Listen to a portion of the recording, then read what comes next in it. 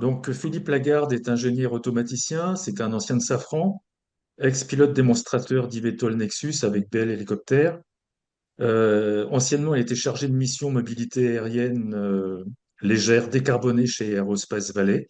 Et puis, il est membre des commissions techniques 3F, hélicoptère, et puis aviation légère et machines dérivées. Voilà, donc un grand merci Philippe pour la présentation que tu vas nous faire là pour nous parler de l'Ivetol.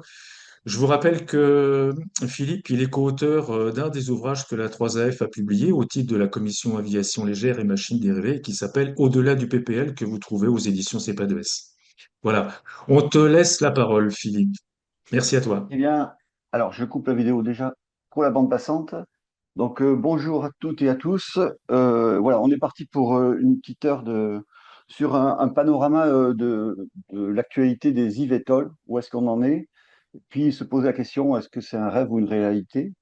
Parce qu'il y a quand même beaucoup de défis et qu'on va voir au cours de cette présentation. Un Et petit Philippe, merci oui, d'abord. Oui, excusez-moi. tu peux laisser ta vidéo pour l'enregistrement, c'est plus convivial ensuite. Comme vous voulez. Ouais, voilà. D'accord, très bien. Voilà, ça a l'air de bien Euh, passer. Très bien. Donc, d'abord, je voulais remercier Blanche Desmarais et Jean-Claude Derrien là, qui m'ont aidé, je dirais, à checker ma présentation parce qu'ils sont à la commission technique hélicoptère et ils sont en train de rédiger un ouvrage sur l'aspect social des eVTOL, qui n'est pas une mince affaire, et ouvrage qui devrait paraître fin d'année. Voilà, donc merci à Blanche et Jean-Claude. Allez, on avance, si je peux. Voilà. Bon, c'est une grosse présentation, mais je vais, disons que vous pourrez la regarder à tête reposée quand on vous la diffusera. L'idée, on fait un panorama un peu complet de où est-ce qu'on en est. Donc, je commencerai par une petite introduction, les architectures et les concepts aéros qu'on balayera. Alors, je pense que le public est éclectique, donc il y aura peut-être pour vous des choses que vous connaissez déjà et d'autres pas, donc on verra. On, on abordera quelques mots sur la propulsion électrique parce que c'est un peu grâce à ça qu'on a des eVTOL aujourd'hui. On regardera un peu tout ce qui est performance énergie. Alors, un des gros points qui sont la certification et la sécurité, le POUI et l'acceptation sociale, donc qui sont une partie de l'ouvrage de Blanche. Tout ce qui est infrastructure et recharge, l'avancement des principaux projets, ça bouge beaucoup en ce moment. L'état des lieux des expérimentations. On se posera la question du coût et de la viabilité économique de ce moyen de transport. Et puis, on conclura par synthèse rêve ou réalité. Et chacun se fera son opinion en fonction de ce que j'ai présenté. Alors, en introduction, bon, les avions électriques à décollage et atterrissage vertical, c'est pas un concept nouveau, hein. Alors, sur la figure de droite, là, sur les photos de droite, je vous ai mis deux exemples types de choses qui ont été faites dans la fin des années 60, qui sont le Nord Aviation 500 KD. Euh, Vous voyez des engins assez, je dirais, complexes. Et puis le Bell X-22, bon, qui ont été tous les deux abandonnés hein, pour soit des raisons de problèmes de stabilité, des complexités des transmissions, hein, puisque à l'époque tout était mécanique et donc pour prévoir les modes de panne, il y avait vraiment une grosse complexité mécanique. Alors, ben, les eVTOL, ils sont nés grâce au développement des batteries, hein, notamment le standard actuel des batteries qui est le lithium-ion, et puis des gros progrès qu'il y a eu sur les systèmes électriques et électroniques que je qualifie à haute performance parce que on intègre de plus en plus de fonctions dans un volume très réduit, ce qui permet, aussi à coût réduit, on le voit ne serait-ce que par nos robots ménagers, par l'IA embarquée parce que l'IA va intégrer progressivement, je dirais, l'aéronautique et je pense que les eVTOL seront aussi certainement un tremplin pour l'aviation commerciale. Et donc, ces eVTOL, avec ces progrès-là, connaissent un progrès, enfin, un développement sans précédent. Alors, les missions qui lui sont attribuées, ils sont ben, le transport de biens ou de personnes hein, en urbain ou périurbain dans un premier temps, parce qu'on verra que les ranges, les domaines sont assez limitées. Bon, les services publics, hein, la surveillance, et puis ça pourrait être à terme du transport régional si les batteries progressent suffisamment. Alors, aujourd'hui, ces projets-là sont pilotés, hein.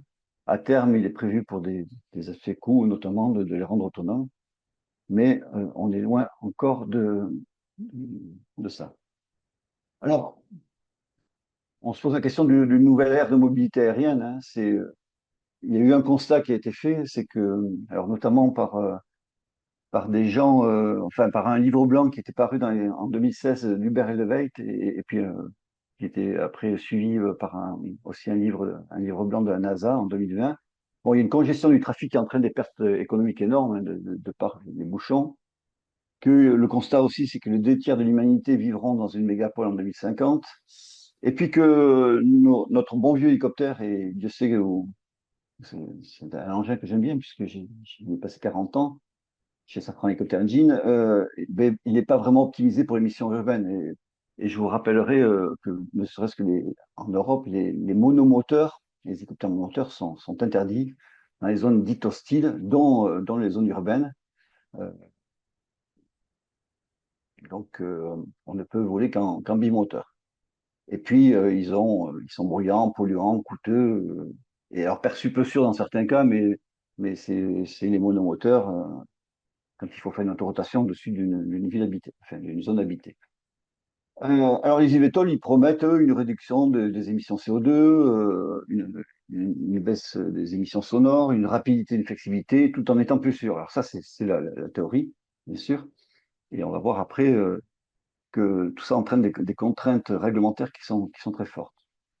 Alors il y a plusieurs centaines de projets, hein, depuis ce fameux livre blanc, et des investissements massifs pour un marché estimé à plusieurs dizaines de milliards. Euh, on en reparlera un petit peu. Alors, ce développement des eVTOL et leur adoption à grande échelle, il se heurte à plusieurs défis. Alors, si je pars de gauche à droite, hein, sécurité et certification, hein, c'est un nouvel engin qui est censé voler au-dessus de zones habitées, donc il y a des aspects sécuritaires. L'autonomie de la batterie, hein, tout le monde connaît le problème des batteries, je dirais, dans les voitures. Bon, là, dans l'aéronautique, c'est encore pire. Et dans des appareils à décollage vertical, c'est encore, j'allais dire plus pire, c'est pas très français, mais c'est aggravé. Euh, alors, on veut voler dans des zones urbaines, donc il faut des infrastructures, et donc ben, il faut des vertiports, donc qui sont des zones où ils pourront se poser sur des toits de building, et il faudra des capacités de recharge, puisqu'il faut être capable de faire des rotations rapides pour des aspects coûts et viabilité économique, bien sûr. Et puis, ça va entraîner une nouvelle réglementation, une gestion du trafic aérien. Et puis, c'est pas le moindre des soucis, le bruit et l'acceptabilité sociale. Est-ce que les gens sont prêts à voir voler des bourdons? Euh, c'est tout l'enjeu de ça. Alors, on va aborder un peu tous ces sujets-là dans les planches qui présentent, qui suivent, mais un peu auparavant, je voulais vous faire un petit peu un rappel des architectures et concepts aéro. Alors, c'est peut-être de la réédite pour vous, mais en fin de compte, les concepts aérodynamiques de ces eVTOL, ils sont pas uniques, hein. Il y a plein il y a plein de versions, je dirais, de concepts différents. Alors, il y a ce qu'on appelle les multirotors, hein, donc plusieurs rotors répartis sur une surface horizontale. Donc, à droite, j'ai mis le concept Yang, hein, chinois, donc avec un avantage, une simplicité mécanique, contrôle précis, décollage et atterrissage verticaux facile. Bon, moi, quand je vois ça, je peux me poser la question des petits rotors là, qui tournent devant la porte d'entrée. Enfin, il faudra que le véhicule soit arrêté pour que les passagers puissent embarquer, parce que ça peut être un peu dangereux. Bon, les inconvénients, c'est une consommation énergétique élevée en vol stationnaire et des vitesses et des portées, enfin des ranges, je sais pas, j'ai mis c'est un portée réduite. Alors après, il y a le tilt rotor. Donc là, c'est des rotors ou des moteurs qui basculent, qui permettent un décollage vertical et puis une transition vers un vol horizontal. Alors ça vous rappelle certainement les V22 ou les de chez Bell. mais là avec, je dirais, encore plus de moteurs. Alors, une meilleure efficacité en vol horizontal, ça c'est pour les avantages. Une vitesse est portée accrue, un inconvénient, une complexité mécanique et une transition délicate entre les modes de vol, hein, le décollage et la croisière. Bon, on a vu tous les accidents qu'il y a eu sur le fameux Bell, là, le 22. Donc, et puis les modes de panne, imaginons qu'un des rotors ne bascule pas, quid de la stabilité. Voilà. Donc ça, si on continue toujours, il y a le petit wing. Donc là, c'est une aile qui bascule entièrement pour orienter les rotors vers le haut ou le bas. Donc là, les moteurs, je dirais, sont liés à l'aile. Donc, il n'y a pas de risque de blocage d'un des deux moteurs. Euh, Donc, une meilleure efficacité en vol horizontal, une transition fluide. Euh, Bien sûr, en inconvénient, il y a quand même une complexité structurelle, puisque là, c'est l'aile qui tourne complètement. Et puis, un contrôle plus complexe, plus difficile. Le lift et cruise, c'est un autre concept que. Alors, je vous ai mis à droite l'avion d'Ascendance Technologies là, qui est développé à Toulouse. Je ne sais pas où ils en sont tout à fait de leur vol. Ils devraient voler incessamment sous peu. Mais bon, c'est reporté de mois en mois, donc bon, on n'a pas de date, je dirais, précise aujourd'hui. Alors, c'est un système qui est plutôt dédié pour le décollage et l'atterrissage vertical, hein, et un système séparé pour la propulsion en vol horizontal. Donc, ils ont séparé les deux fonctions. Donc, effectivement, on conçoit bien que ça puisse optimiser pour chaque phase de vol euh, euh, la consommation énergétique.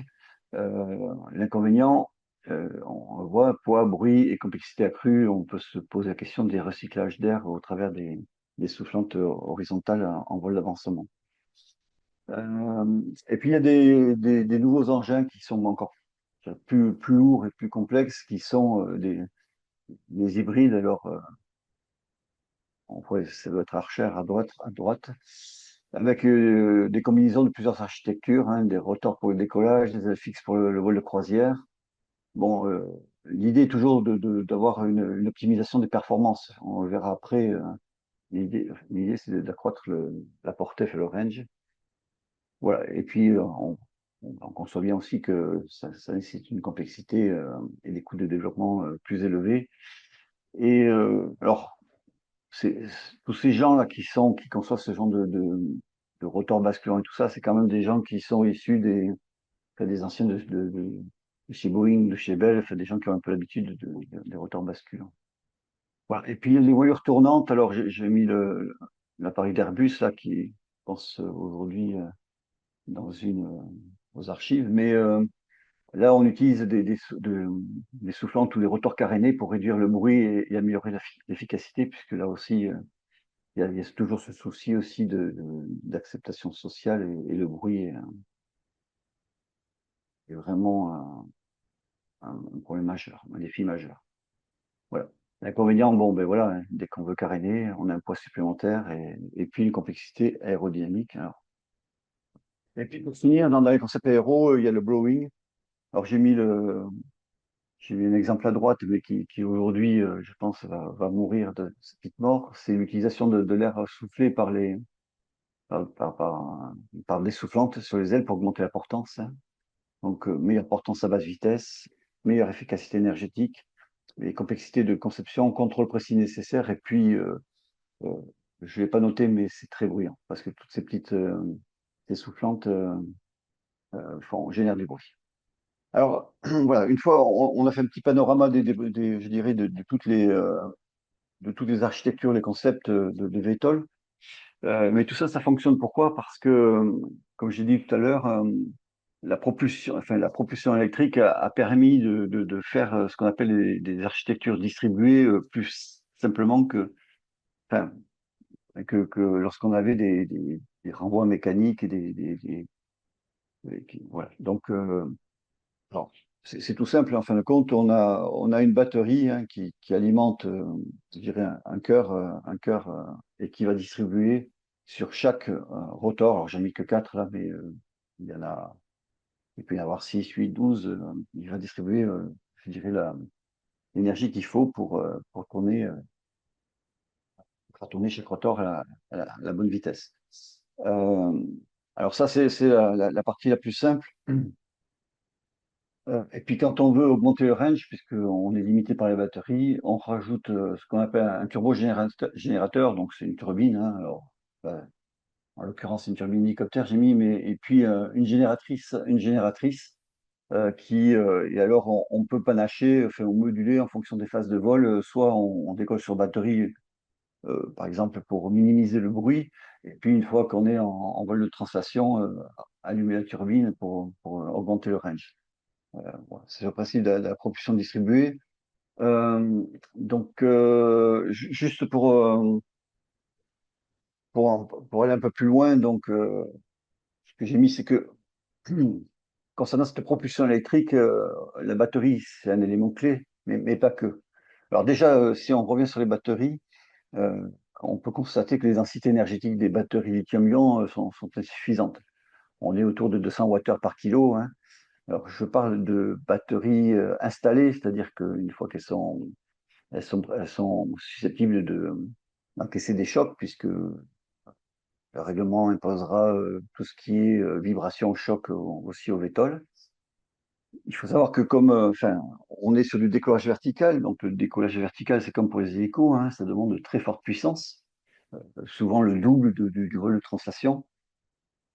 Et donc aujourd'hui, on a une autonomie limitée à quelques dizaines de kilomètres, une demi-heure de vol. Alors, bon, c'est une moyenne, parce qu'en fonction des concepts aérodynamiques, on va plus ou moins loin ou un peu plus longtemps. Mais bon, ça c'est juste un ordre d'idée, quoi. Bon, les batteries lithium-ion, tout le monde le sait, il y a un risque d'incendie ou d'explosion en cas de défaut, et ça, réglementairement, nos autorités, pour faire rouler ce type de batterie, sont très demandeurs en termes de démonstration et de démonstration. Et puis comme c'est fait pour des cycles urbains, donc des vols entre un aéroport et une ville, on a des cycles de charge, des charges très répétées qui réduisent la longévité des batteries. Et donc, on imagine que c'est un enjeu critique pour une utilisation commerciale intensive. Et c'est bien le but quand même de ces fameux taxis urbains qui seraient la première application des eVTOL, quoi. Et puis, euh, et puis, ben, comme pour les voitures, hein, une recharge rapide est nécessaire, hein, pour l'exploitation rentable. Mais là encore, si on recharge rapidement, on a de la chaleur qui est générée, qui accélère la dégradation de matériaux. Donc, je disais que la batterie était clé, mais pas que. Parce que on oublie souvent que il y a des machines électriques, hein, qui font tourner les rotors. Et puis, il y a une alimentation de ces rotors, quoi. Alors, grosso modo, donc, on a des moteurs électriques qui sont direct drive, donc qui sont directement, je dirais, connectés à l'hélice, hein, donc qui tournent à des vitesses qui sont entre 1000 et 3000 tours minute. Tout dépend des concepts, avec une électronique de commande intégrée en général, et qui sont refroidis. Alors, soit par air, donc en général, la limite est autour de 100 kW, ou soit liquide. Donc, on comprend que dès qu'on commence à avoir des eVTOL qui ont plusieurs rotors, mais qui demandent plus de 100 kW, il y a une nouvelle complexité qui s'ajoute, qui sont le refroidissement liquide à la fois du moteur et de son électronique, et donc avec les risques de fiabilité liés de sécurité liés à ce refroidissement liquide au cas où le refroidissement ne fonctionnerait pas. Alors, quand on est en hybridation, là, pareil, il faut une génératrice électrique. Et donc, pour avoir un beau ratio poids-puissance, hein, on fait tourner ces génératrices électriques à plusieurs dizaines de milliers de tours minutes, et entre 20 et 30 minutes tours minute. Et donc là, on a toutes les problématiques liées je dirais, des ruptures et des débris haute énergie qui viendraient, euh, qui viendraient défoncer la cabine et faire des dégâts matériels et humains. Et donc là, comme pour des moteurs, hein, des turbines, il y aura des blindages et tout à rajouter, donc on rajoute encore de la masse, hein, et donc c'est pas très bon. Voilà. Et puis on est obligé de passer en haute tension et donc plusieurs centaines de volts, parce que si on veut générer plusieurs centaines de kilowatts, eh ben on peut pas rester en 24 volts donc le standard aujourd'hui, les constructeurs sont plutôt autour de 900 volts. Alors 900 volts, c'est la très haute tension, hein. C'est la haute tension, donc ce problème se pose des problèmes d'électrocution, hein, pour les gens qui font de la maintenance, ou voire en cas d'accident. Se posent aussi tous les problèmes liés au champ fort qui pourraient venir perturber tous les systèmes électroniques qui sont autour. Euh, voilà, mais on est obligé de monter la tension pour maintenir le courant à des niveaux acceptables par les câbles, quoi. Voilà. Et ça, c'est pas une mince affaire non plus, donc c'est des problèmes nouveaux. Donc, ben, il faut des faisceaux et des protections spécifiques, hein. Quand on est sous 900 volts,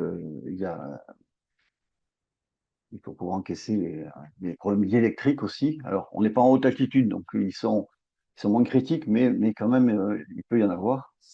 Donc, ce que je disais, il y a des nouveaux risques à couvrir et qui font partie je dirais, des gens qui veulent faire des eVTOL à longue portée, donc qui ont besoin d'une hybridation.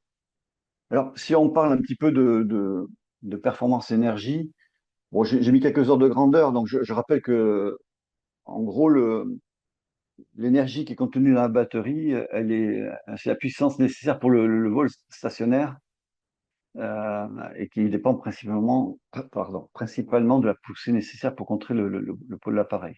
Et donc, en vol horizontal, ben, cette puissance est moindre, qu'en vol stationnaire, hein, puisque s'il y a des ailes, ben, c'est les ailes qui font de l'importance. Ben, tout dépend du concept là encore. Mais principalement, la puissance dépend alors de la traînée, de la vitesse de croisière. En général, c'est moitié moins, quoi, hein. Enfin, ça, c'est un ordre d'idée.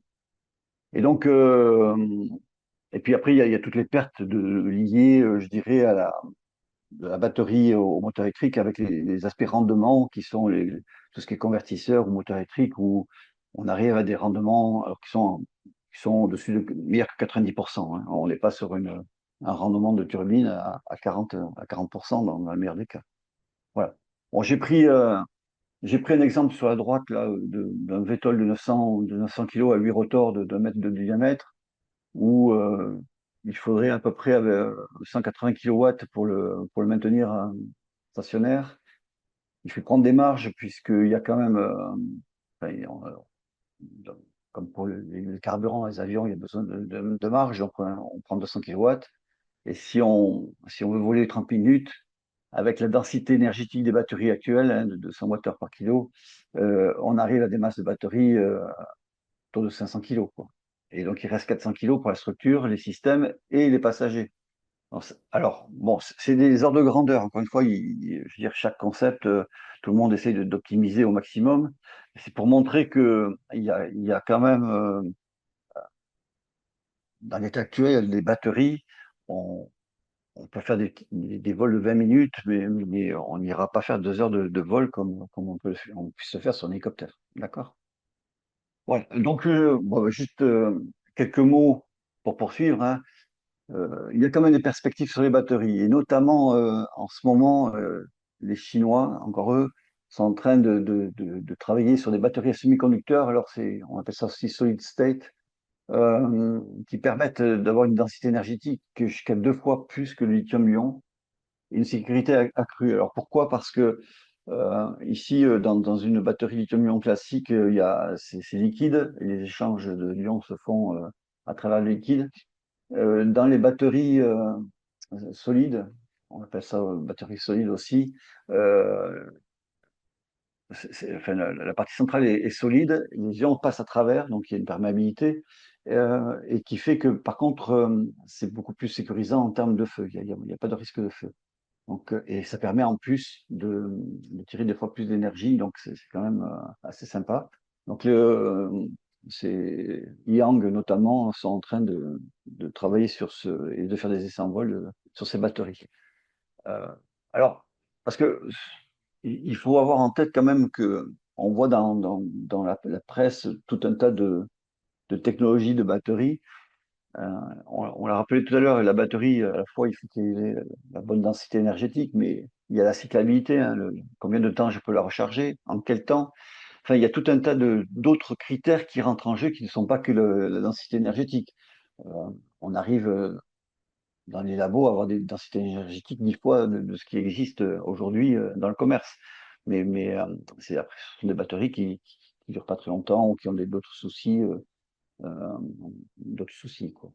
Donc, il y a une seconde variante de batterie lithium-soufre aussi, qui aurait une densité aussi 3 à 5 fois supérieure.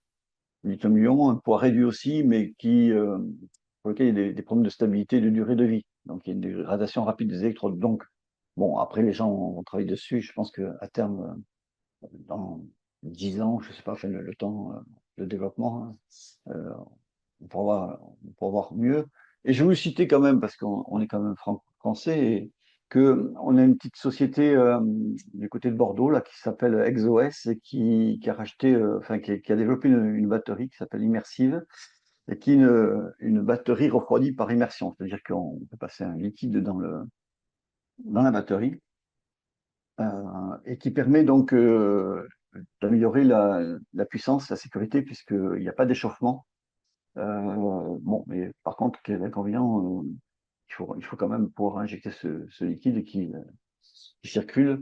Et donc, il y a une masse du système de refroidissement par liquide, mais c'est une batterie qui est en train de se développer alors, pour les courses automobiles, mais qui est proposée aussi pour l'aviation et pour les véhicules. Voilà. Alors, je surveille l'heure. Si on aborde les enjeux de certification de sécurité, Euh, bon, les enjeux de sécurité, ben, déjà, il y a la sécurité des passagers, hein, la redondance des systèmes, la gestion des pannes. Donc, je l'aborderai un peu après, puisque j'ai des- des planches, enfin, des slides prévus à cet effet. La sécurité au sol, ben, si, par rapport au risque de chute, au bruit et à l'intégration dans les villes. Et puis, j'ai développé un petit peu, enfin, j'ai rajouté un peu il n'y a pas très longtemps l'aspect cybersécurité, parce que c'est vrai qu'on en parle de plus en plus et on s'aperçoit que ça devient un enjeu majeur, un défi majeur pour les systèmes embarqués et connectés. Euh, et là, il y a énormément de systèmes connectés. Alors, tout ce qui est avionique, hein, tout ce qui est pilote automatique, tout ce qui est liaison sol, et Dieu sait si c'est important pour le guidage de ces VTOL. Et puis, comme je le disais tout à l'heure, on commence à avoir de l'IA aussi embarquée. Voilà, donc on a un enjeu quand même qui est très vulnérable par rapport à la cybersécurité.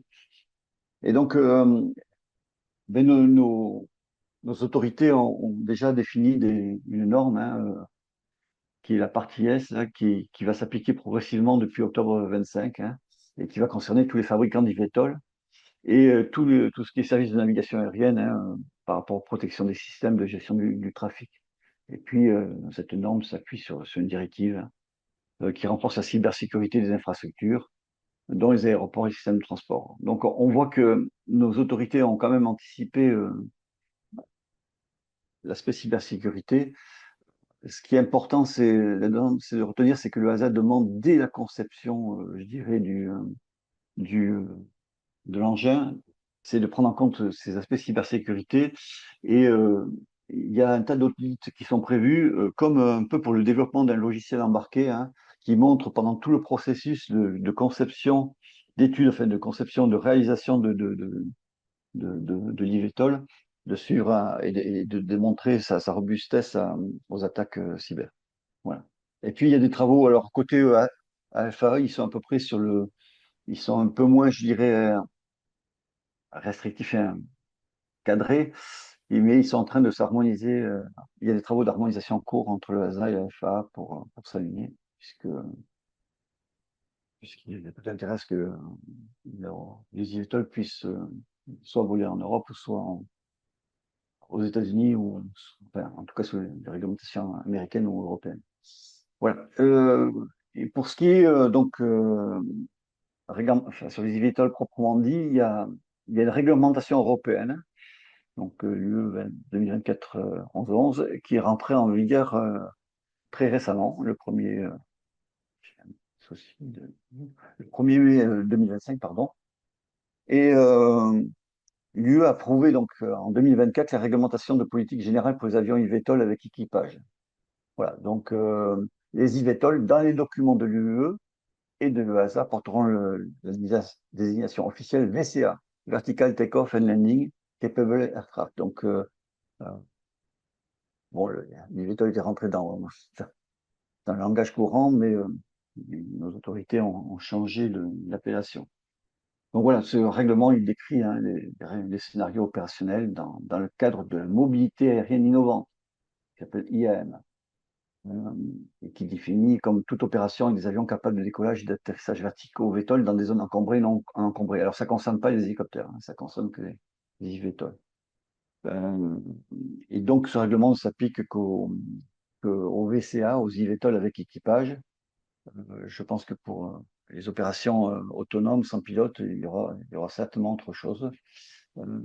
Et donc, il définit que les pilotes titulaires de licence commerciale pour avions et hélicoptères à voilure fixe sont autorisés à exploiter des VCA à condition qu'ils suivent une formation de conversion. Bon, ça semble normal. Et je vous ai mis le règlement s'il y a des gens qui sont intéressés pour aller voir ce règlement, enfin le lien du règlement en bas de la page. Concernant maintenant la condition spéciale EASA qui s'appelle la SCVTOL, alors c'est une condition spéciale donc émise par l'EASA dont le premier exemplaire, enfin la première version est sortie en 2019, qui définit la sécurité des vols, y compris la capacité à décoller, atterrir et maintenir un vol stable en cas de panne, hein, et qui adresse tout ce qui est gestion de risques liés aux nouvelles technologies, donc propulsion électrique distribuée. Je vous ai parlé tout à l'heure des enjeux, des risques liés à la haute tension, par exemple.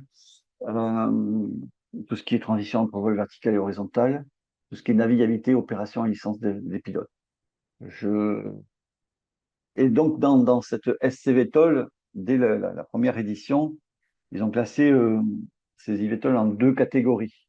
Le basique, donc ce sont des exigences minimales pour des opérations simples. Bon, je vous conseille d'aller voir en plus en détail, mais ce qui est important de retenir, c'est qu'il y a l'ENHANCE, qui sont des exigences renforcées visant à garantir que les eVTOL puissent opérer en toute sécurité dans des environnements complexes, comme les villes ou les corridors aériens fréquentés. Et donc, cette catégorie ENHANCE, elle exige un niveau de sécurité équivalent à celui des avions de ligne.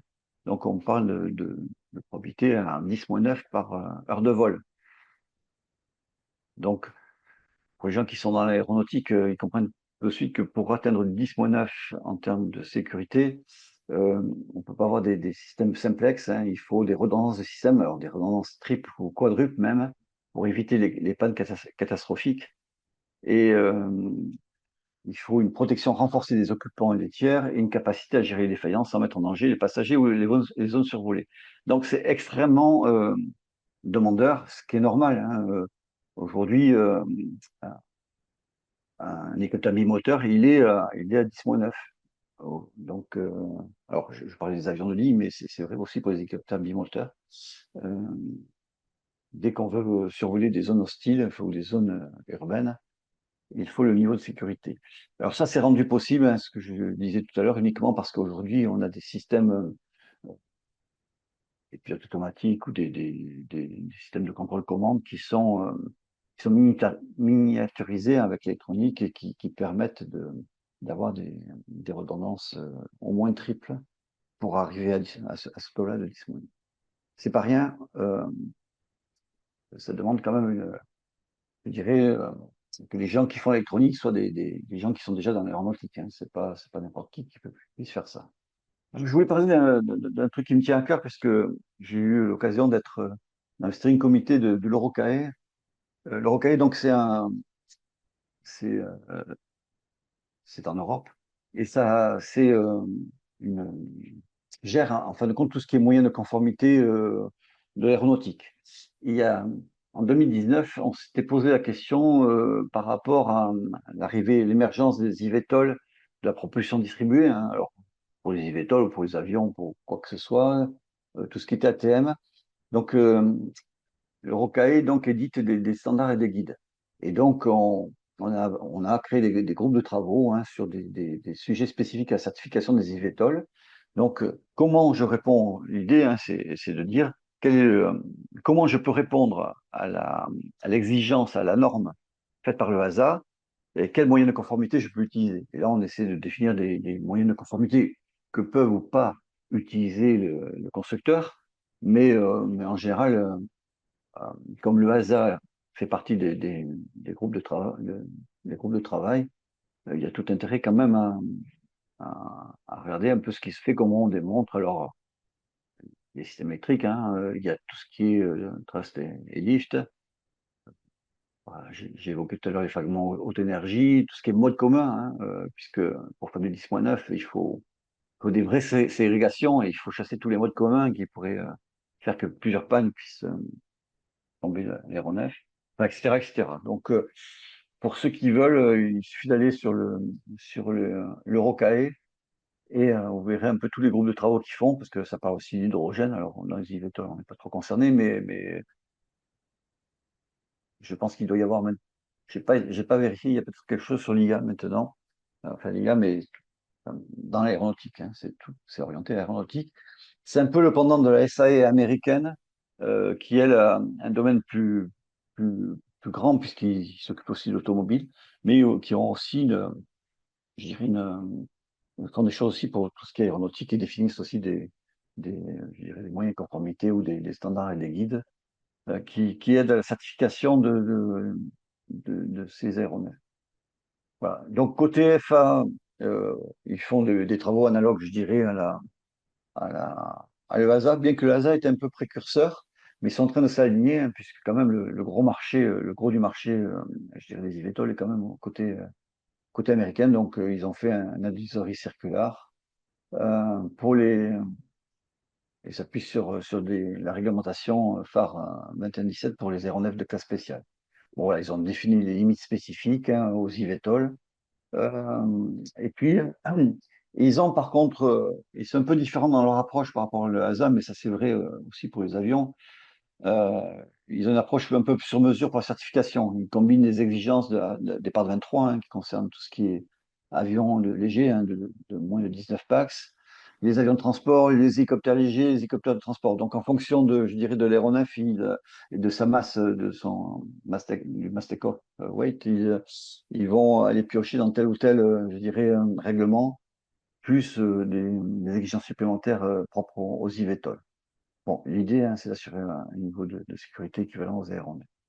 Alors, on parle des eVTOL, de conception des eVTOL, mais c'est pas que, hein, il faut aussi pouvoir qu'ils puissent atterrir, notamment quand ils feront des vols urbains. Et donc, le HASAN travaille non seulement sur la certification de l'engin proprement dit, mais aussi de tout ce qui est atterrissage, enfin vertiport. Et donc, ils ont publié en mars 2022 un prototype Technical Design Specification pour vertiport qui est un document pionnier, hein. Il n'y a pas le pendant américain qui fournit des recos techniques pour la conception et la construction des vertiports.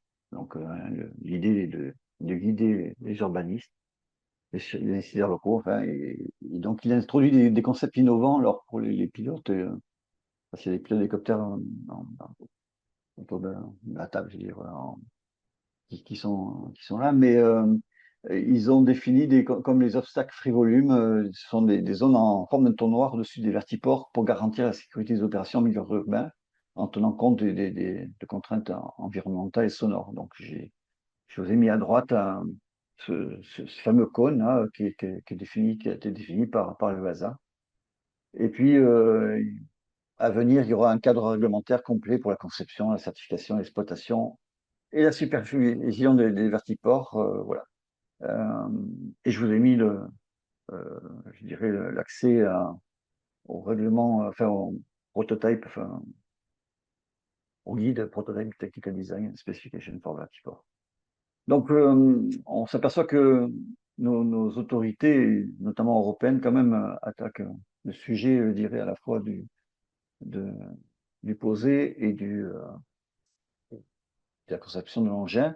Et il y a le pendant côté américain, hein. Ils viennent de sortir récemment une norme pour les vertiports. Donc, bon, je ne vais pas me passer en détail, je dirais, c'est à peu près la même chose. Je vous laisserai le lire. Ils ont défini des zones aussi qui sont différentes des hélicoptères, hein. C'est propre, c'est propre ou VTOL, ZVTOL. Alors, si on aborde le bruit, les acceptations et l'acceptation sociale, donc, quand on parle d'acceptation sociale, il y a, bon, il y a le bruit, il y a la sécurité et fiabilité, le coût, l'accessibilité, l'impact sur le paysage et l'urbanisme, l'acceptation des riverains, hein, qui est difficile. Et puis, alors quand je parle d'impact sur le paysage et l'urbanisme, on pourrait se dire que quelqu'un qui a acheté un appartement dans lequel, qui est à proximité d'un corridor où les VTOL passeront devant, on pourrait se dire que l'appartement pourrait être déprécié. Enfin, il y a ce genre de difficultés qui pourraient arriver. Et puis, je me suis posé la question aussi sur la position des assureurs. Et alors, quand on regarde un peu la littérature, on rend compte que les assureurs elle est très prudente. Donc, ils collaborent avec les régulateurs, les autorités, hein, les fabricants et les opérateurs. Mais aujourd'hui, il y a comment vont être assurés ces IVTOL, c'est encore, je dirais, ça sera fait au fur et à mesure de l'avancement.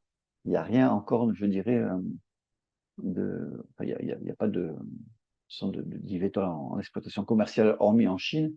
Bon, là, on n'a pas de données, mais on n'a pas encore vraiment une position des assureurs. On imagine quand même que si un IVTOL tombe dans une ville, ça peut avoir des conséquences au niveau assurance qui sont énormes.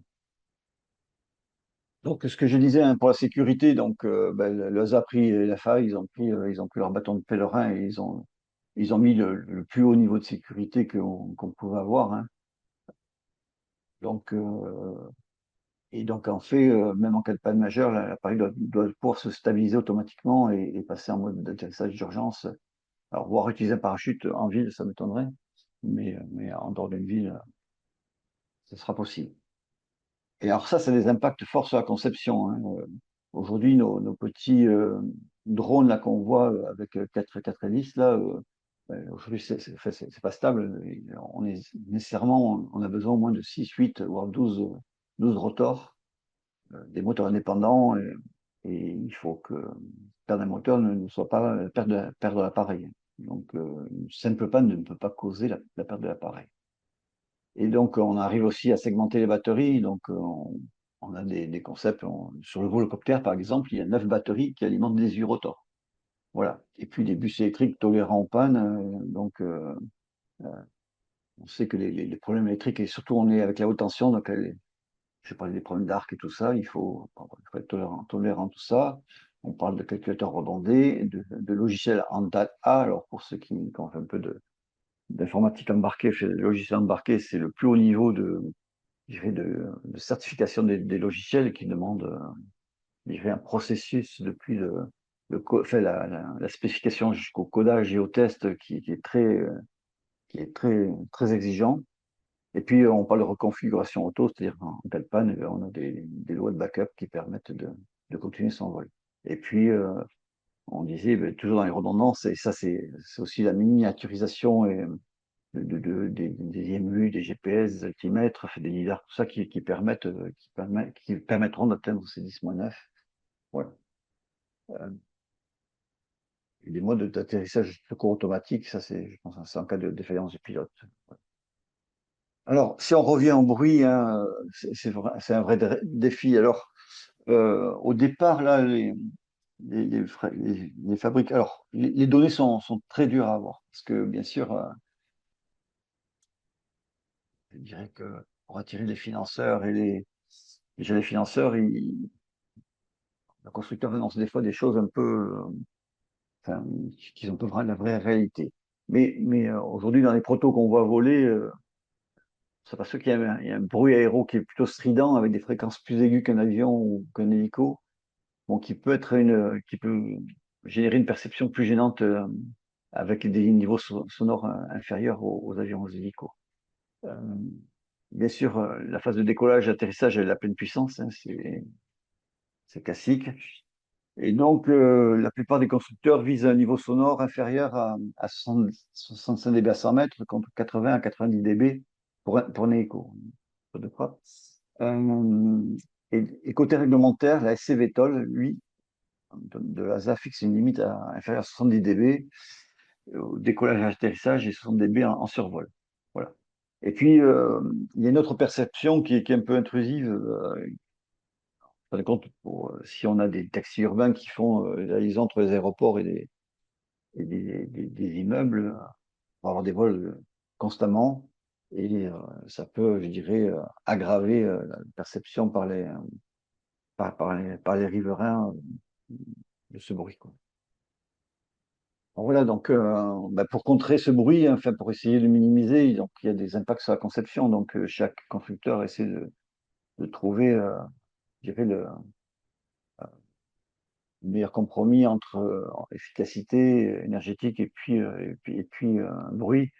Donc avec des vitesses de rotation plus lentes, de l'optimisation des pales, c'est classique, hein, c'est comme sur les échos, des rotors contra-rotatifs, des matériaux d'isolation. Côté gestion des vols, ben, des phases de vol adaptées avec des vitesses modulées, enfin, des choix de trajectoire, des vertiports silencieux. Alors, les gens qui travaillent avec des barrières acoustiques, enfin, avec de la végétation, enfin, il y a plusieurs projets autour de ça. Et donc, il y a plusieurs projets pilotes de vertiport, hein. Alors, il y avait Paris, mais qui est un peu tombé à l'eau. Je ne sais pas pourquoi je l'ai laissé, mais je pense qu'il n'y a plus trop d'activité, en tout cas l'intramuros. Et il y a Singapour, Los Angeles. Et par contre, d'ores et déjà, il y a des associations de riverains, comme à Londres et à New York, qui s'opposent à la création de vertiports. Et puis, j'avais relevé quelque chose qui était une enquête de la NASA et de Uber Elevate en 2020 qui disait que 70% des personnes prêtes à utiliser des VTOL à condition que le bruit soit comparable à une voiture électrique. Donc, alors ça je l'ai mis, c'est anecdotique, mais si c'est vrai, il n'y a pas grand monde qui va voler parce qu'on n'aura jamais un bruit comparable à une voiture électrique. Mais bon, c'était. Voilà. Alors, si je passe aux infrastructures et, et, euh, et à la recharge, donc les projections montrent aujourd'hui qu'il y a 980 vertiports qui devraient être construits entre 2025 et 2029. Bon, ça me paraît un peu énorme, avec une Chine, bien sûr, qui domine le marché. Ils ont 50% de ces 980 vertiports. Et par exemple, il y a Shenzhen où ils ont investi 1,2 milliard de dollars pour construire plus de 1200 plateformes d'ici 2026. Alors, je ne sais pas si c'est réaliste, mais bon, voilà, c'est juste pour dire que la Chine, elle, avec ses mégapoles, est en train de construire des vertiports un peu partout. Côté européen ou Amérique du Nord, bien sûr, création des vertiports progresse plus lentement, puisqu'on vient de voir récemment que le HASA ou l'FA sont en train de sortir des règlements pour la construction de ces vertiports. Et donc, je pense que tant que ces règlements ne sont pas finalisés ou ne sont pas plus aboutis, euh, les gens qui veulent construire des vertiports, je dirais, sont moins rapides que côté chinois où il y a certainement moins de contraintes. Et puis il y a un autre aspect, hein, qui est la recharge des batteries, alors, qui va nécessiter une standardisation. Ben, on l'a vu dans l'automobile, hein, je veux dire, chaque fabricant de batterie avec son propre standard pour recharger, hein. Donc là, il y aura des e-vétols de différents constructeurs, donc il faut pouvoir, en haut d'un immeuble, pouvoir les alimenter en puissance. Donc déjà, il faudra la puissance nécessaire pour recharger rapide, hein, puisque lorsqu'on veut charger rapide, il faut beaucoup de puissance. Et puis, il y a tous les aspects sécurité, hein, parce qu'on a mis quand même des batteries lithium-ion qui ont des fois la fâcheuse tendance à prendre feu. Et donc, il y a quand même, la recharge de batterie est aussi un défi qu'il faut adresser. Alors, je vous ai fait un point aussi sur l'avancement des principaux projets, hein, bon, donc, dans les principaux projets, il y a Archer Aviation, hein, qui développe un modèle pour 4 passagers et un pilote, avec des ranges, fait des portées qui sont autour de 100 km. Alors, ils appellent ça le design range. Il y a Il y a aussi, en opérationnel, ils sont bien moins que 100 km, ils sont plutôt à 20. Je pense que leur capacité est de pouvoir faire 4-5 allers-retours sans avoir à recharger la batterie. Et des vitesses supérieures, enfin, autour de 240 km/h. Donc il y a la production qui est déjà lancée en Géorgie, hein. Et, il tablait sur 2 appareils par mois déjà fin 2025 en anticipant je dirais, la certification des autorités. Et donc, ils ont des partenariats avec United Airlines et puis ils sont partenaires aussi pour les Jeux Olympiques de Los Angeles 2028. Voilà. Donc, certification FAA en cours. Et puis, ce que je disais, c'est que en 2026 pour pouvoir commencer les services commerciaux. Il y a l'autre grand, je dirais, c'est Joby Aviation, hein, avec pareil, avec 4 passagers plus un pilote, hein. Alors là, ils ont un range supérieur. Et ils ont des essais avancés en partenariat avec Uber, hein. Et, ils prévoient un lancement commercial prévu fin 2025. Alors toutes ces dates, elles bougent. Alors, quand on regarde dans la littérature, on s'aperçoit que les dates annoncées sont souvent des dates qui sont liées à des appels à investissement. Et donc, pour rassurer les investisseurs, ils annoncent toujours des dates qui sont un peu, je dirais, très, très optimistes. Les autorités derrière, quand même, sont très, très prudentes, que ce soit la FAA ou le HASA. On a Volocopter, donc lui qui était un deux passagers, qui est un des premiers qu'on ait vu une dizaine d'années maintenant, qui tourne, donc avec un range autour de 35 km, une vitesse de 110 km/h. Et là, lui, c'est par conception, il ne pourra pas aller plus loin. Et donc, il a été racheté par Diamond Aircraft Group, l'Autriche, et qui lui-même appartient à une société chinoise. Et donc là, il y a une certification CE-ASA qui est en cours.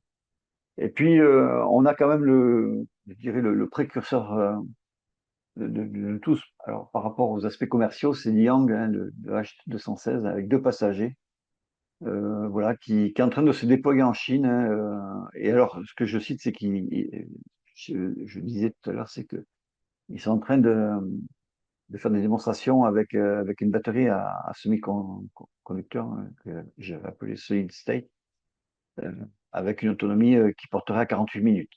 Et donc, il est certifié en Chine, hein. Et ils sont en train de faire la demande aux autorités EASA et FAA. Bon, là, c'est une autre histoire, je pense. Et puis, toujours chez les Chinois, il y a le groupe là ils ont une filiale qui s'appelle Govi qui sont en train de faire 2 modèles, hein, 2 places, hein, 3-4 places, et qui sont en train de faire des démonstrations dans 2 ou 3 grandes villes, qui vont faire des démonstrations dans 2 ou 3 grandes villes en chinoise en 2027.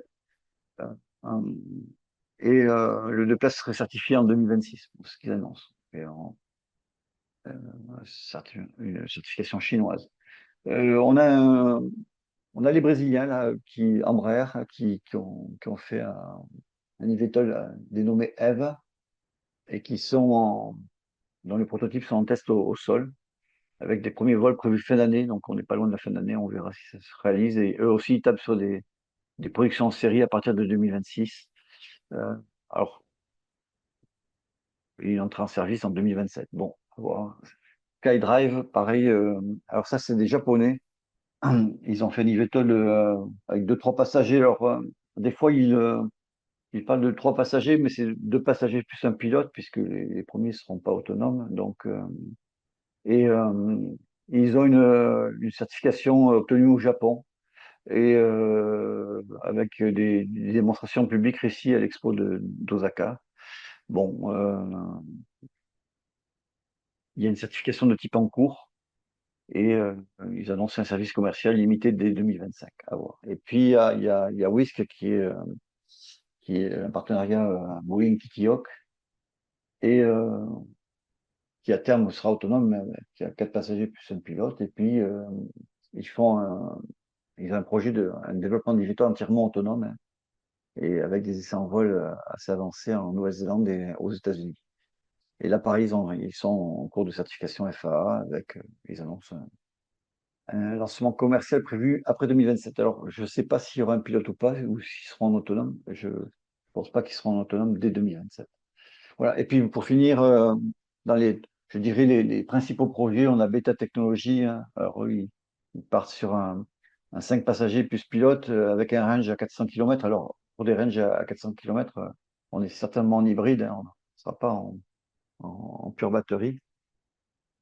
Et ils s'associent en partenariat avec GE Aerospace, hein, pour ce que je disais, pour l'hybride électrique. Donc voilà, dès qu'il y a du range, hein, au-delà de 100 km, faut penser qu'on est sur du hybride. Et puis avec des mises sur le marché en 2026-2027. Voilà. Et puis Vertical Aerospace, qui est aussi un gros prétendant, euh, qui prévoit des essais de transition entre mode vertical et horizontal pour fin 2025. Avec une certification EASA et UKCA, puisqu'en fait, comme Vertical Aerospace, sont des Anglais, qui est en cours. Et eux peuvent une mise en service en 2028. Et puis l'Ilium, alors j'ai laissé l'Ilium parce que bon, l'Ilium est moribond en fin de compte. Donc vous savez, c'était cet avion où il y avait toutes ces soufflantes là qui soufflaient sur l'aile, sur l'estrado de l'aile. Ils ont déposé le bilan, donc ça fait l'année dernière, je pense, ou peut-être cette année. Et en fin de compte, c'est Archer, donc une société qu'on avait précédemment, qui a acquis tous les 300 brevets de l'Ilium. Et en plus, l'Ilium avait un repreneur, mais le processus de reprise est bloqué parce que tout simplement, c'est pour des problèmes financiers. Et donc, il y a ce projet de l'Ilium a de forts risques d'être abandonné définitivement, quoi, voilà. Mais bon, c'est un peu, il faisait partie du paysage depuis quelques années, et voilà. Alors, sur l'état des lieux des expérimentations, hein, en France, hein, en été 2025, on a eu des essais depuis l'aérodrome de Saint-Cyr-l'École et de Versailles, du Volocity, de volocoptère, avec ADP et DGAC. Bon, voilà. Et donc, ça permet de valider la gestion des vertiports, la communication avec le contrôle aérien et la logistique sol. Donc, ben, ça fait partie, je dirais, du processus de validation. Sur le plan expérimentation, Dubaï on peut dire, est une des villes les plus avancées, hein, et notamment le, le modèle Yang chinois a été testé dès 2017. Et il y aurait trois vertiports, enfin, il y a trois vertiports qui seraient en construction fin 2025.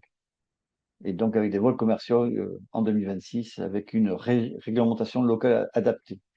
Là, c'est pas trop, enfin, c'est ni américain ni européen. Voilà. Et puis Singapour qui a accueilli aussi des essais en 2019, toujours de Liang, avec des projets pilotes entre l'aéroport de Changi et puis le centre-ville. Et eux, ils misent sur une réglementation agile et des partenariats publics-privés pour devenir un hub régional de mobilité aérienne urbaine. Voilà. Donc là, je l'avais déjà dit, la Chine domine le secteur avec des villes comme Shenzhen, Guangzhou et Fairpoint.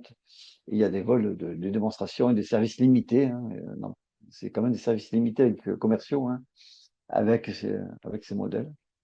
Euh, et puis, ils sont en train de développer le VT35, là, qui est plus longue distance, qui est en cours de certification. Donc, ce que je rappelle, oui, plus de 1200 personnes, plateformes prévues en fin 2026, ce qui paraît énorme. Et une réglementation accélérée pour commercialiser dès 2026 des trajets entre aéroport et centre-ville, et puis entre villes voisines. Et puis d'autres villes, hein, alors, côté américain, Dallas, Los Angeles, Miami, préparent des démonstrations avec Joby Aviation, Archer et Beta Technologies, les trois américains. Et eux aussi espèrent faire des vols commerciaux en 2026, sous réserve des certifications FAA, bien sûr. Et puis Osaka, donc, qui a accueilli des vols de démonstration lors de l'Expo 2025, avec le SD05 de SkyDrive. Et puis aussi, alors quand ils sont plus pessimistes, ils comptent développer les services commerciaux d'ici 2030. Voilà. Donc ça, c'était un point rapide sur ce qui se fait, je dirais, en termes de démo. De démo. Euh, je vais parler juste un peu de viabilité économique, hein. Donc, les chiffres sont faramineux, hein. On parle de plus de 24 milliards de dollars déjà investis en début 2025. On estime, enfin, dans la presse, à 40 milliards de dollars pour atteindre une échelle commerciale en 2030 Ce sont des chiffres astronomiques. Et alors là, dans les investisseurs, on trouve de tout, des institutionnels, des fonds d'investissement. Donc j'ai parlé par exemple, de l'introduction en bourse de Beta Technologies, des investisseurs privés comme United Airlines, Stellantis, bien sûr, qui ont levé des fonds significatifs. Il y a des partenariats stratégiques avec je dirais, des investisseurs et des investisseurs industriels. Alors, bien sûr, il y a les grands aéronautiques qui sont dedans, bien qu'on ne voit plus trop Airbus, mais Boeing y est. Et puis, la NASA et puis le DoD, fait le département de la défense américaine, qui travaille avec Joby Aviation et qui finance Joby Aviation pour des applications qui sont, je dirais, duales, certainement militaires, puisqu'il y a le DoD dedans. Et puis voilà, donc il y a tout un tas d'investisseurs. Alors, ce qui est étonnant, c'est que lorsqu'on essaie de regarder quels sont les modèles d'exploitation euh, et tout ce qui est viabilité économique, on ne trouve pas grand-chose. Et donc ils vont se bâtir, je pense, au fur et à mesure. Euh, je n'arrive pas à trouver, en tout cas, je n'ai pas réussi à trouver dans la presse, des modèles économiques liés à l'exploitation en mobilité urbaine, par exemple, de ces eVTOL. Alors, c'est quand même étonnant vu les sommes engagées pour la conception, mais c'est- bon, c'est un peu étonnant. Voilà. Alors, j'arrive vers la fin de la présentation, là. Euh, Donc, en synthèse, plutôt rêve ou réalité, je vous laisserai le décider, mais ce qu'on peut dire, c'est que quelque part, nos autorités, qui sont toujours pourtant étaient un peu à la traîne dans le passé, hein, ont pris je dirais, le taureau par les cornes dès le début, et notamment le LASA, et puis ensuite la FAA, ils sont au rendez-vous, hein. Alors pourquoi? Parce qu'il y a eu une pression industrielle monstrueuse.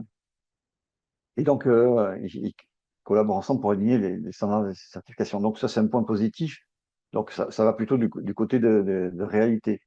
Euh, bon, on a vu que les batteries restent le point dur, mais on a vu aussi qu'il y a des innovations qui ouvrent des perspectives de meilleure autonomie et sécurité, hein. On a parlé de multiplier le range, et puis surtout la sécurité dans enfin, la démonstration du feu des batteries qui est encore le point dur, je dirais, enfin, qui est un gros point dur par rapport aux autorités. Euh, donc la Chine et les États-Unis mènent la course avec des solutions déjà alors opérationnelles ou en phase avancée de test, hein. Alors, la Chine opérationnelle, les États-Unis plutôt en phase avancée de test, mais on commence à parler de 2026, alors même si je vous ai dit que c'était peut-être des chiffres, enfin des dates annoncées pour les investisseurs, mais avant 2030, il y aura certainement, je dirais, des liaisons périurbaines ou urbaines qui vont se faire, notamment entre les aéroports et les centrales d'affaires. Alors par contre, dans les points négatifs, hein, c'est ce que je viens de dire précédemment, hein, c'est cette absence de modèle économique viable à grande échelle. On n'en trouve pas. L'acceptation sociale, alors là, c'est un point, comment les gens vont réagir. Alors, je voulais revenir sur quelque chose, c'est que ça va être très dépendant du pays, parce que aujourd'hui, par exemple, au Brésil, il y a 300-400 hélicoptères qui volent quotidiennement à Sao Paulo et qui font 1000 atterrissages, décollages verticaux à Sao Paulo dans la journée. Donc, bon, si les gens s'en plaignent, on ne les entend pas, en tout cas. Bon, c'est le Brésil. Euh, alors, peut-être que ça dépendra essentiellement, je dirais, des villes et des pays. Et par contre, il y a une chose qui est sûre, c'est que l'IVTOL ne sera pas le seul moyen de désengorger les métropoles, puisque au début de ma présentation, je vous ai dit, oui, euh, les deux tiers, je ne sais plus combien de la population mondiale vont vivre dans les mégapoles, et que enfin, donc il y a des bouchons et que il y a des pertes économiques qui sont énormes liées aux difficultés de mobilité. Euh, mais l'IVTOL ne pourra pas être le seul moyen, on le voit bien, pour désengorger des métropoles. Et donc, ben, il faudra d'autres solutions, je dirais, plus terrestres pour le faire. Voilà. J'arrive en fin de la présentation. Alors, pour aller plus loin, je rappelle effectivement cette publication qui va apparaître par la commission technique hélicoptère sur l'acceptabilité et ces critères des IVTOL. Donc, c'est chez, dans l'auditoire, mais c'est un gros document qui a demandé des mois et des mois, voire une année de travail, et et qui, euh, qui devrait paraître incessamment sous peu. Donc, vous pourrez, voilà. Donc, j'ai fini. Donc, je voulais vous remercier pour votre écoute. J'espère que j'ai été à peu près clair. Et Très bien. je laisse la parole à Patrick là pour les questions. Voilà. Oui, ben merci beaucoup Philippe pour cette excellente présentation, surtout très riche. Eh bien, écoutez, il y a quelques questions. Alors, j'ai vu qu'il y avait, ouais, il y a une personne là qui s'appelle Yves Santin. Alors, je ne sais pas quel est le prénom. Lors d'une précédente conférence 3AF, on parlait de 150 projets et 90% de ces projets étaient basés en Chine. Combien de survivants aujourd'hui? Tu aurais une idée de ça? Non, Difficile. honnêtement, j'ai pas vraiment d'idée. On a compté jusqu'à 1000 projets d'IVTOL, je dirais mondial, au niveau mondial. Euh, bon, après, tout le monde sur la table, on n'a que des gens qui connaissent bien l'aéronautique. Bon, tout le monde peut faire voler un IVTOL. Je veux dire, dans un garage avec une baignoire, on met 4 hélices. Bon, de la certifier, c'est une autre histoire. Donc, on a vu hein, les défis quand on parle de 10-9, tout le monde qui. On est dans des, je dirais des chiffres de sécurité qui sont pas accessibles à n'importe qui. Donc, déjà, il faut avoir je dirais une culture aéronautique pour comprendre Ouais. ça. Et donc, on s'aperçoit que euh, bon, les gens arrivent à faire voler des choses, tout le monde arrive à faire voler des choses. De là, donc déjà, faire des vols en toute sécurité. Et puis, dès ils entament le processus de certification, là, ils se font planter. Ils se font planter. Donc, bon, enfin, je pense qu'il y aura peut-être une vingtaine ou à terme de gens qui feront des appareils commerciaux, quoi. Ça va être comme ça va émerger petit à petit. On le voit quand on voit l'Ilium, tout ce qu'ils ont investi, puis bon, dès qu'ils ont entamé la phase de certification, ils sont plantés parce que ils avaient plus les investisseurs qui allaient derrière. Donc, il y aura peut-être pas de l'argent pour tout le monde, donc ça va se réduire effectivement, mais j'ai pas les chiffres en tête. Ça bouge sans arrêt. Ouais. Il y a une autre question concernant la même personne, là. De manière Mhm. similaire à l'automobile, y a-t-il une réflexion sur le transfert de responsabilité civile sur le constructeur en fonction du niveau d'autonomie?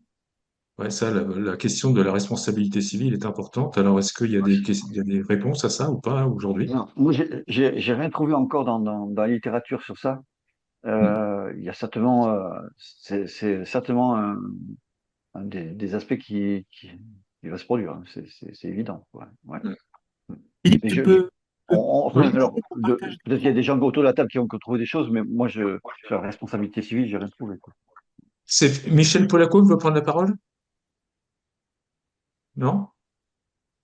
Je crois qu'il est parti. Je crois qu'il est Là, il est parti, parti. hein. Il Ah, a il est Je ne signalé, parti. suis pas parti il a signalé qu'il partait. et je ne demande pas à prendre la parole Bon, ok. Donc, j'avais vu, c'était simplement un pouce levé que j'avais vu alors. pour Philippe, dire bravo. Voilà, bravo et merci. C'est Philippe, gentil, merci. tu peux quitter ton partage d'écran, s'il te plaît. Je peux? J'ai pas Quitter le entendu. partage d'écran. Oui, ton partage d'écran, tu peux le quitter, oui. Ah, c'est ça? Voilà. Voilà, Voilà. voilà. Excusez-moi. Ok. Alors, il y a une autre question, c'est quel est l'effet de la météo sur l'utilisation régulière des évitols? Alors, entre parenthèses, je crois qu'ils sont VFR pour l'instant. Oui, je pense qu'ils sont VFR, oui.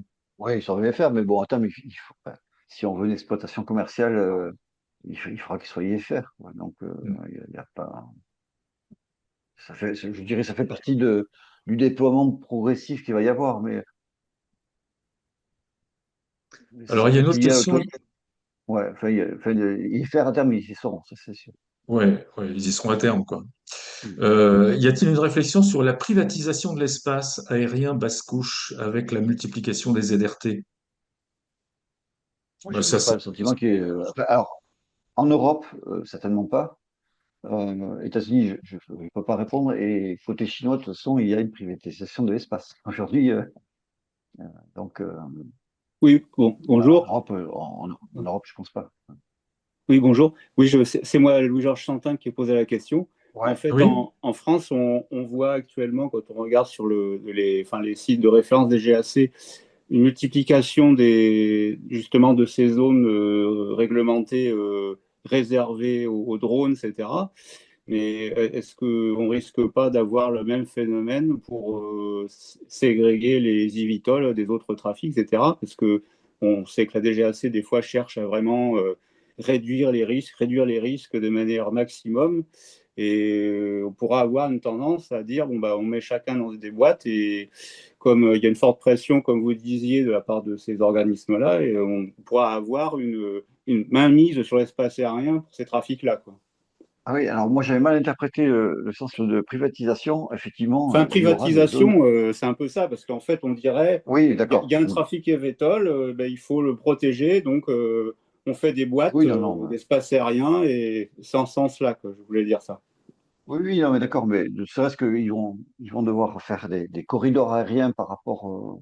Bah, c'est la notion de corridor aérien pour les eVTOL qui vont être dédiés aux eVTOL pour éviter les accidents, pour les nuisances sonores, etc., etc. Effectivement, alors, si on appelle ça privatisation, il y aura des boîtes, enfin des corridors dédiés aux eVTOL, ça c'est sûr. Ouais. Ouais. Donc, si jamais demain ça devient du transport interurbain, on va avoir un morcellement extrême de l'espace aérien, quoi. C'est ça qui va un peu qui pourrait se passer, quoi. Oui, c'est possible. C'est possible. Mais je sais pas, à ce moment-là, il faudrait en discuter avec des gens enfin, c'est dommage, on a personne de l'ASA autour, mais des choses peut-être, ou déjà c'est, ce serait bien qu'on puisse en discuter, mais je prends la note. Merci. Euh, d'autres questions? Je vois pas d'autres questions posées sur la messagerie là. Y a-t-il d'autres questions? Vous levez la main et puis on vous donne la parole. Je viens d'en poster une à Ah, l'instant. C'est ah, Philippe. t'es plus vite que moi alors. Ah oui, a-t-on une idée? Voilà, bah, je te laisse poser la question en direct. Vas-y, Philippe. Bon, ma question portait sur le traitement de l'intelligence artificielle dans le cadre de la réglementation. Comment est-ce que c'est abordé? Et en faisant l'hypothèse que enfin j'appelle ça technologies d'IA, seront intégrées et utilisées pour tout ce qui concernera notamment les vols en autonomie sans pilote. Ouais. Mais ça, enfin, je pense que c'est un sujet de réflexion qui a côté autorité sur Mhm. l'IA. Nécessairement, enfin, il y aura de l'IA dans la gestion de, je dirais des vols des vols des eVTOL. Après, j'ai pas enfin, j'ai pas d'infos vraiment aujourd'hui comment ça va être considéré par les autorités, mais si on fait le pendant avec l'aéronautique classique, je dirais, on aura des choses au moins aussi sévères, quoi. Voire peut-être plus, mais Ouais, je bon. sais pas, enfin, je peux pas, Philippe, je peux pas te répondre plus euh, sur l'IA, mais on sait d'ores et déjà il y a de l'IA, enfin, il y aura de l'IA dans les eVTOL. Ça, c'est, Ouais, oui, donc il y aura, mais donc, comment la certifier, quoi? C'est ça la question. bah, ça, oui, oui, je pense que Hmm. Ouais, ça va être un vrai sujet. voilà. Ça, c'est un vrai sujet. Enfin, je l'évoque un peu, enfin, j'ai parlé de cybersécurité. Et, alors déjà, il y a tout ce qui est corruption, enfin, des liaisons sol-vol et compagnie. Et donc, j'imagine que quand il y aura de l'IA, il y aura aussi des contraintes fortes, quoi. Enfin, Hmm. par rapport au déterminisme, en fait, c'est les problèmes classiques de, de l'IA dans l'aéronautique, comme on démontre Hmm. le fait que avec certaines entrées, on a le même résultat en sortie, quoi. Enfin, Mhm. le déterminisme des choses, quoi. Et on sait très bien que Mhm. l'IA, c'est pas du déterminisme. Donc, mais bon, je sais pas, enfin, je pense que il faudrait voir peut-être si les gens qui traitent les sujets pour l'aviation, puisqu'il y a de l'IA, il commence à y avoir de l'IA aussi dans l'aéronautique classique, se préoccupent des eVTOL. Mais c'est un sujet qui va sortir, c'est sûr. Une autre question? Non? Il y avait une question qui pouvait intéresser tout le monde, c'est si vous souhaitez le PDF de la présentation, vous m'envoyez un mail à l'adresse en minuscule 3af.idf@orange.fr. Je le répète, 3af.idf@orange.fr. Cette adresse-là, en fait, vous l'avez sur le site de la 3F, à la rubrique groupe Île-de-France 3F. Voilà. Alors peut-être qu'on peut passer la parole à Blanche Demaret qui pourrait peut-être évoquer l'ouvrage que tu indiquais tout à l'heure, Philippe. Mais si elle veut, hein, c'est comme tu veux, Blanche. J'avais deux petites questions aussi. Ah, bon, alors vas-y. Ah, deux petites questions. Euh, oui, là, dans les machines qui sont, André Morin, oui, voilà. moi, dans les machines qui sont presque en exploitation, est-ce que vous connaissez s'il y a des limitations météo qui sont drastiques? Parce que tout à l'heure, on a parlé Oui. d'auto, bon, de vol de VSV. Est-ce qu'actuellement, il y a des limitations de vent, par exemple, qui sont, je pense surtout au vent, qui sont drastiques, ou bien c'est plus que les hélicoptères, moins que les hélicoptères. Est-ce qu'il y a déjà des choses comme ça? Et puis la deuxième chose, c'est est-ce que les autorités pensent à comment elles voient la normalisation du point de vue des structures? Est-ce que c'est calqué sur les hélicos ou est-ce que c'est calqué sur les avions? C'est calqué sur quoi? Alors, pour répondre aux limitations de vent, je sais pas, enfin, on n'a pas de données qui dit, enfin, Oui, bon, s'il n'y a pas, s'il n'y a pas. par rapport aux limitations liées au vent, enfin, je pense que ce serait, je pense, autant qu'un hélico, il n'y a pas de raison que ce soit différent. Sur la seconde question qui était, j'ai pas noté. La- les Ouais, certifications structure, est-ce que ça décalque quoi? alors, surtout, on parle de quoi? Des aéronefs ou des. Non, non, oui, enfin, de l'ensemble de ces EVTOL, là, euh, Oui. ça va, les futures réglementations, elles sont calquées sur résistance de structure, parce que Ah oui, d'accord. je vois, je pense que ça doit être très difficile de tenir des devis de masse et que ça peut se tenir que avec disons, des assouplissements par rapport aux normes concernant la structure. Moi, je pense pas qu'il y ait des assouplissements au niveau structure, hein. Ce que j'ai dit à un moment, c'est que la catégorie NENS, je pense que la tenue au choc, hein, ou comme un hélico, on lâche un hélico de 15 mètres de hauteur et puis la structure ne doit pas se déformer, elles seront applicables, hein. Donc, l'histoire effectivement, c'est ça toute la problématique. Et c'était un exemple personnel. J'ai travaillé sur le projet Nexus avec Bell il y a maintenant quelques années, où on n'a jamais réussi à tenir le devis de masse si, à la fois structurel, hein, pour tenir la tenue au choc. Il n'y a pas de raison que ce soit différent d'un hélicoptère, hein. Je veux dire, alors il n'y a pas d'autorotation possible, mais il y a quand même. Alors, c'est là où il y a. Je sais que ça discute entre constructeurs et autorités, justement pour atténuer, je dirais, effectivement, pour essayer d'assouplir un petit peu la réglementation hélicoptère. Mais alors ça donne un petit peu, mais moi je sais que par rapport à la tenue au choc, notamment, enfin, le crash, la tenue au crash, Mm. c'était comme un hélico. Alors, si on est à 10-9, est-ce que enfin, c'est réaliste ou pas? Je n'en sais pas. Mais ça discute autour de ça. Mais après, le devis de masse, je vous le montrer, les deux tiers, c'est la batterie, quoi, aujourd'hui. Donc, les gros progrès, ils sont tout ce qui est démonstration, enfin, une batterie qui tombe aussi de quelques mètres de haut, c'est pas, ça risque de créer un feu et tout ça. Et donc, il y a la structure, mais il y a tout ce qui est aussi, enfin, ouais, ça fait partie de la structure aussi, hein, empêcher que les batteries aillent se balader un peu partout, quoi. Enfin, non, enfin, là, il faut regarder au cas par cas. Enfin, on est dans un détail enfin, dans un détail au niveau certif.